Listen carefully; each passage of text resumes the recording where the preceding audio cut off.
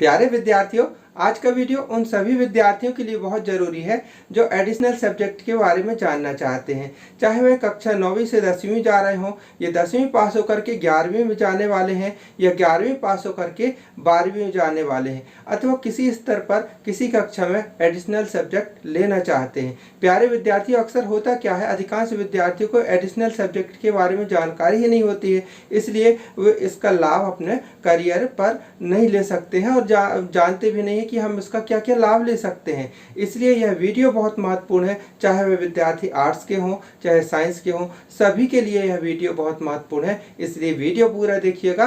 तो आज के वीडियो में हम बात करेंगे कि सबसे पहले जानेंगे कि एडिशनल सब्जेक्ट एक्चुअली होता क्या है, फिर इसके बाद जानेंगे कि एडिशनल सब्जेक्ट कब लेना चाहिए, फिर तीसरी बात पे जानेंगे कि एडिशनल सब्जेक्ट के क्या फ़ायदे होते हैं, यानी एडिशनल सब्जेक्ट क्यों लेना चाहिए, है ना। अब इसके बाद जानेंगे कि एडिशनल सब्जेक्ट को कैसे पढ़ना चाहिए। फिर अगर लास्ट में ये भी जानेंगे कि यदि एडिशनल सब्जेक्ट आपने लिया और किसी कारणवश पास नहीं हो पाए तो क्या होगा, उसका क्या प्रभाव पड़ेगा, यानी A to Z आपको पूरी जानकारी इस वीडियो में बताएंगे। इसलिए वीडियो बहुत महत्वपूर्ण है, पूरा देखिएगा। चलिए शुरुआत करते हैं। सबसे पहले जाने लेते हैं एडिशनल सब्जेक्ट के बारे में। तो एडिशनल सब्जेक्ट यानी अतिरिक्त सब्जेक्ट। प्यारे विद्यार्थियों, आपने जाना कि जैसे कक्षा 9वीं में 6 विषय होते हैं ना, और कक्षा 11वीं और 12वीं में 5 विषय कंपलसरी होते हैं, है ना।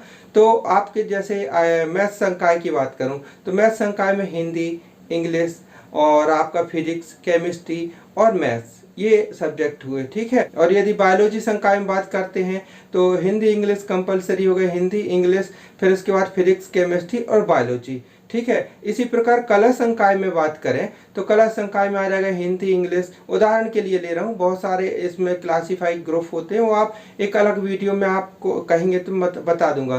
तो हिंदी इंग्लिश, फिर उसके बाद राजनीति शास्त्र, अर्थशास्त्र, है ना, समाज शास्त्र, ये 5 विषय हो गए। अब जो छठवां विषय होता है जो आपको यहाँ दिखाई दे रहा होगा, तो छठवें विषय में आप ले सकते हैं, अगर मैथ्स वाले हैं तो अतिरिक्त विषय बायो के रूप में ले सकते हैं, और अगर बायोलॉजी संकाय के हैं तो अतिरिक्त विषय मैथ्स ले सकते हैं, और आर्ट्स वाले भी विद्यार्थी अतिरिक्त सब्जेक्ट मैथ्स के रूप में ले सकते हैं। अब मैं यहाँ पर बताया हूँ कि ये जो सब्जेक्ट है कि मैथ्स वाले बायो ले सकते हैं, बायो वाले मैथ्स ले सकते हैं, और आर्ट्स वाले विद्यार्थी भी मैथ्स ले सकते हैं। तो ये कोई ज़रूरी नहीं कि अतिरिक्त सब्जेक्ट में यही सब्जेक्ट की लिया जाए। आपके स्कूल में जो भी विषय और उपलब्ध हों वो आप अतिरिक्त विषय यानी छठवां विषय ले सकते हैं। तो जो आपका छठवां विषय होगा वो अतिरिक्त विषय होगा।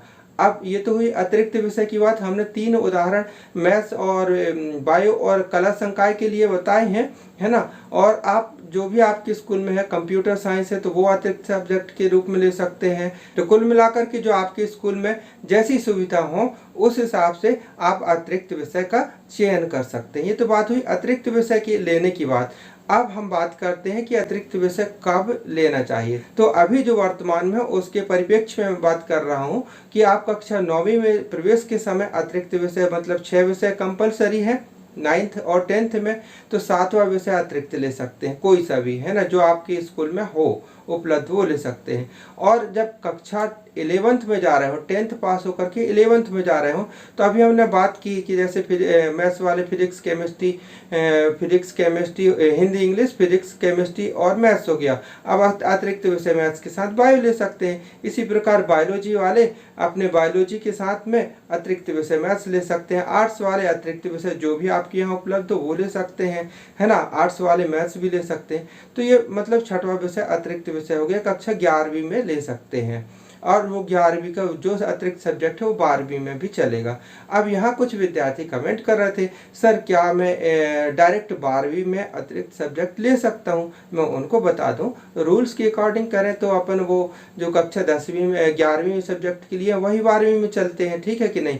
लेकिन प्यारे विद्यार्थियों, जैसा आप लोगों को मालूम ही होगा कि कक्षा 12वीं में कुछ विद्यार्थी प्राइवेट के रूप में, स्वाध्याय के रूप में एडमिशन परीक्षा देते हैं, तो क्या करते हैं 10वीं की अंक सूची के आधार पर 12वीं में सीधे प्रवेश ले लेते हैं, और 12वीं में अतिरिक्त सब्जेक्ट लिया जा सकता है, अतिरिक्त सब्जेक्ट अलग से हो जाता है। तो कुल मिलाकर के मैं कहता हूँ कि कह सकता हूँ कि यदि स्कूल चाहे तो आपको कक्षा 12वीं में भी अतिरिक्त सब्जेक्ट दे सकता है, यदि आपने 11th में नहीं ले पाए हैं तो भी, ठीक है ना।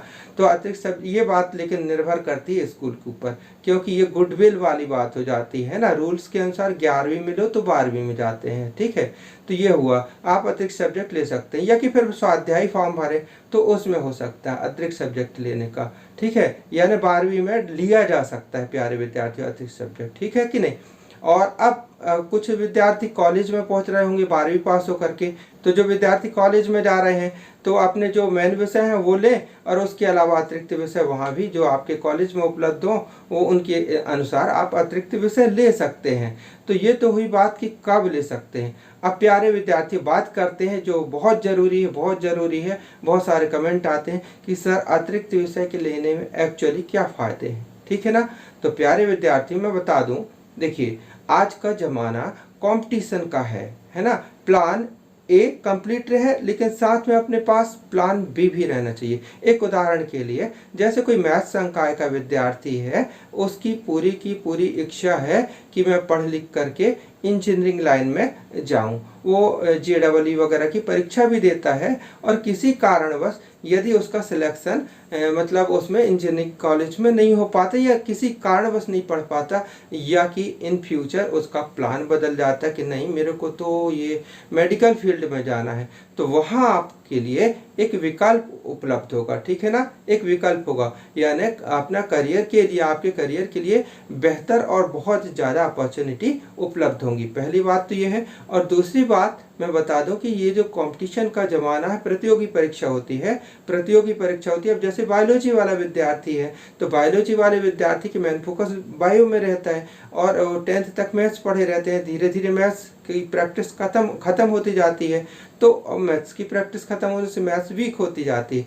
अब जब कोई भी प्रतियोगी परीक्षा आप अभी होती है तो वो आप देख लें, उसमें आपकी इंग्लिश के अलावा मैथ्स का भी भाग, बहुत बड़ा भाग रहता है। तो मैथ्स वहाँ आपको कंपटीशन एग्जाम में एक बृहद तरीके से लाभ देगा। और मैथ्स वालों को मैथ्स की लाइन में रहे आते हैं और उनको बायो की फील्ड का नॉलेज थोड़ी सा कम हो जाता है।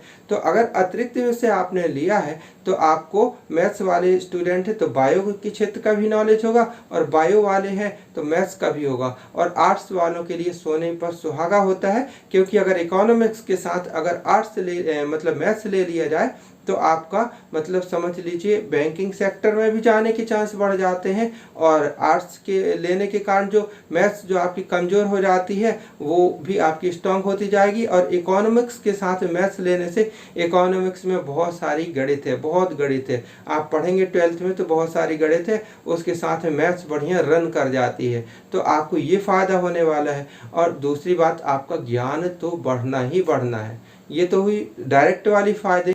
अब मैं एक और बात बता दूं कि जो आजकल जो स्कीम चली टॉप 5 की है ना, टॉप 5 का मतलब आप समझ गए होंगे कि जो शुरू के जो 5 हाईएस्ट सब्जेक्ट वाले नंबर्स हैं उनके नंबर लिए जाएंगे। अब अगर आपका जो मेन सब्जेक्ट है उनमें से किसी का कम है और जो अतिरिक्त विषय है उसके नंबर ज़्यादा आए हैं तो वो आपका ऐड हो जाएगा। ये एक्स्ट्रा बेनिफिट है, ये मतलब CBSE वगैरह में लागू है ना, तो ये आपको एक्स्ट्रा बेनिफिट मिल सकता है इसका, है ना। यानी परसेंटेज बनाने में एक बेहतर चांस है इसमें, ठीक है। इसके अलावा आपका जो मतलब जो ज्ञान का क्षेत्र है वो एक ऑलराउंड हो जाएगा, मतलब हर फील्ड में आपको ज़्यादा से ज़्यादा बेहतर ज्ञान हो जाएगा। तो अतिरिक्त सब्जेक्ट लेने के तो फ़ायदे बहुत हैं, मैं गिना नहीं सकता हूँ, ठीक है कि नहीं। यानी आप अगर नीट की प्रैक्टिस करते हैं बायो वाली लाइन में, नीट के एग्ज़ाम काफ़ी टफ होता है, किसी कारणवश नीट का अगर आप एग्ज़ाम क्लियर नहीं कर पाते हैं और मेडिकल फील्ड में आपको पढ़ाई कॉस्टली पड़ रही है, तो आप अगर अतिरिक्त मैथ्स लिए हैं तो फटाक से मैथ्स के साइड पे जा सकते हैं, मूव कर सकते हैं।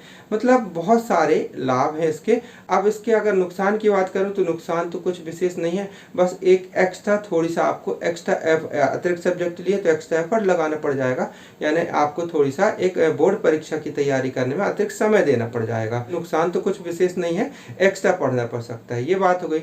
अब इसके बाद बात करते हैं कि अतिरिक्त सब्जेक्ट जो लिए हैं आपने एडिशनल सब्जेक्ट उसको पढ़ा कैसे जाता है। तो प्यारे विद्यार्थी, शौक में कई लोग अतिरिक्त सब्जेक्ट ले तो लेते हैं, लेकिन उसको अतिरिक्त ही बना करके रखते हैं। यानी जो मेन आपके सब्जेक्ट हैं उन पर आपका पूरा फोकस रहता है और कहते हैं ये सब्जेक्ट तो आखिरी वाला है, अतिरिक्त है, ठीक है इसको आखिरी में देख लेंगे। और जब परीक्षा का टाइम आता है, 1 महीना 15 दिन बचते हैं, तो कहते हैं यार अतिरिक्त सब्जेक्ट है। कई तो उतने में भी नहीं पढ़ते, गैप में कहते हैं गैप में पढ़ लेंगे अपन, और उसमें देते हैं विद्यार्थी। कोई फायदा नहीं, इससे अच्छा फिर आप ना लीजिए, इससे अच्छा फिर अतिरिक्त सब्जेक्ट ना लीजिए। यदि आपने अतिरिक्त सब्जेक्ट लिया है तो उसके लिए अतिरिक्त समय दीजिए। आपके जो मेन सब्जेक्ट हैं उसके साथ साथ उसको पढ़ते रहिए, यानी बराबर से उसको समय दीजिए, तभी तो उसका ज्ञान, अतिरिक्त ज्ञान आप ले पाएंगे ना। आप ऐसे थोड़ी नहीं कि उसको बिल्कुल निगलेक्ट करके रख ही रहे हैं, कोई मतलब नहीं रहेगा ऐसा अतिरिक्त सब्जेक्ट लेने का।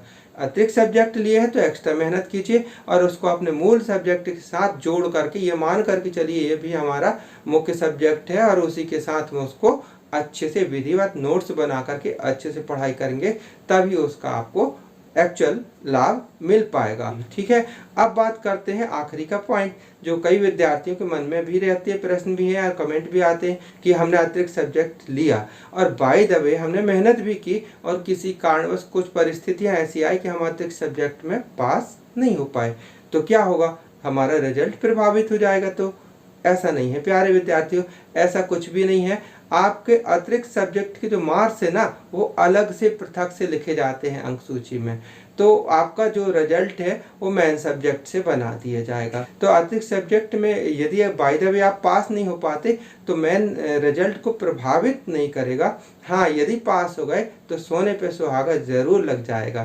तो इसलिए अतिरिक्त सब्जेक्ट अगर आपके मन में लेने का है तो लीजिए। वैसे हमने जो बताए हैं वैसा भी ले सकते हैं कि मैथ्स वाले बायो ले लें, बायो वाले मैथ्स ले लें, और इकोनॉमिक्स के साथ में और मैथ्स का बढ़िया कॉम्बिनेशन बन जाता है, तो ये ले सकते हैं, या आपके स्कूल में जो भी सुविधाएं उपलब्ध हो इसके अकॉर्डिंग कर सकते हैं। प्यारे विद्यार्थी, मैंने आपके सभी प्रश्नों का उत्तर देने की कोशिश की है, तो वीडियो कैसा लगा जरूर बताइएगा, और इसी तरीके के वीडियो आपको मिल सकें इसलिए सब्सक्राइब कर लीजिएगा। चैनल की प्लेलिस्ट देखिएगा, 10th 11th 12th सभी के वीडियो, कैरियर गाइड वगैरह के वीडियो उपलब्ध है। यह चैनल आप ही का है, आप ही के लिए वीडियो बनते हैं, तो सब्सक्राइब कर लीजिएगा और वीडियो अपने दोस्तों तक शेयर कीजिएगा। इससे हमारा भी मोटिवेशन बढ़ता है, हमें भी लगता है कि हमारे प्यारे विद्यार्थी हमारा दिल से सपोर्ट कर रहे हैं। तो प्लीज़ सब्सक्राइब कर लीजिएगा, अपने दोस्तों तक शेयर भी कर लीजिएगा। मिलते हैं बहुत जल्दी अगले वीडियो पर, तब तक के लिए बाय, थैंक यू, जय हिंद।